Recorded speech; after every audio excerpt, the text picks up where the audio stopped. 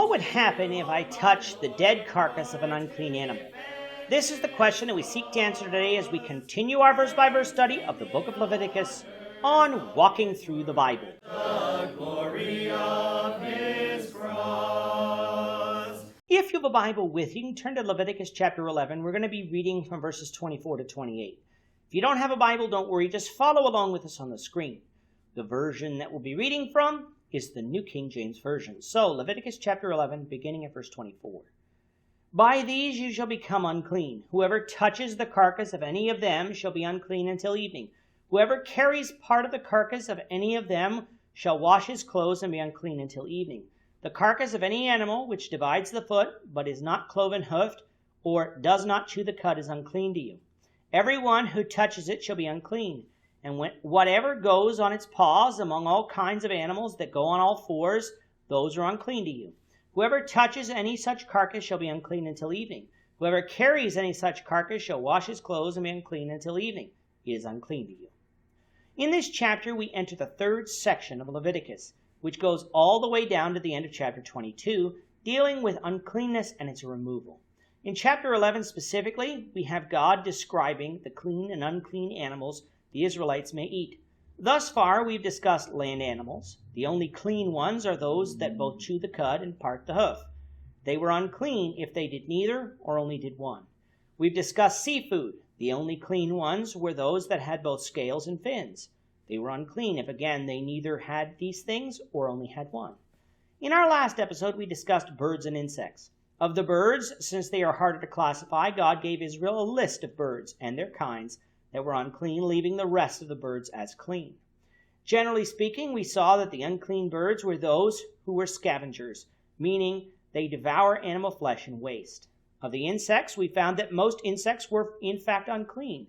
The only exceptions were the locust, the grasshopper, and the cricket. All other insects were unclean and not to be eaten. In our study of the New Testament, we had Jesus pointing out the hypocrisy of the Pharisees in Matthew 23:24 by saying that they strain out a gnat and swallow a camel. Both the gnat and the camel are described as unclean here in Leviticus 11. The gnat is a small animal in comparison to the camel, but both would render an Israelite unclean if eaten, and thus were not to be eaten. Jesus' point in that context was that religiously the Pharisees were very good at concerning themselves with the smaller points of the law, which were needful, but left out the bigger points of the law, like faith, justice, and mercy, which was also needful. Neglecting both was unacceptable to God and needed to be corrected. So too were the instructions in Leviticus 11 about clean and unclean animals. There were big animals that were unclean and small animals that were unclean. A little animal didn't make you a little unclean, nor did a big animal make you a lot unclean. Unclean was unclean, and when one was unclean, they needed to be purified. Which brings us down to verse 24 to 28. What happened if someone touched the dead carcass of an animal that was unclean? God could have had them go through a complicated ritual, offer dozens of sacrifices, or sit outside the town for days, but he didn't do that.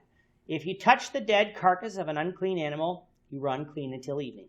That meant that anything you touched would be unclean and would thus need to be dealt with properly.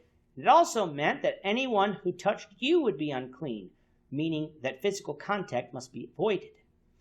But it didn't mean you were unclean forever, just until that evening. As part of becoming clean, you also had to wash yourselves and your clothes. If you did this after sunset, you were clean again and could enjoy all the privileges granted to you under the law. And that's important because sometimes you might touch an unclean animal. What if a donkey, which was unclean but allowed to be used as a beast of burden, died on your property?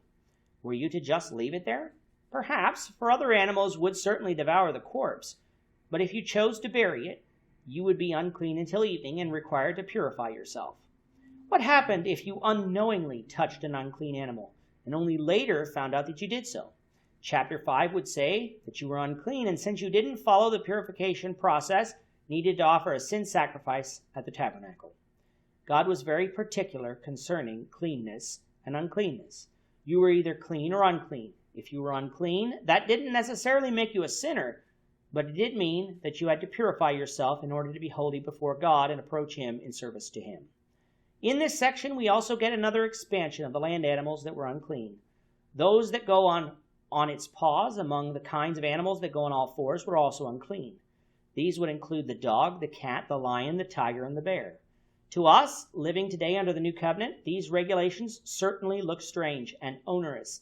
But let's remember that we serve the same God. He wants us to be holy before him. If there's anything that is making us spiritually unclean, let's cleanse ourselves of it. For only if we're holy will we be accepted by God. With that, our time is up for today. The Lord willing, we hope you'll join us for tomorrow's discussion of Leviticus chapter 11, verses 29 to 38, as we continue our walk through the Bible, one verse at a time. Thank you for watching today's episode.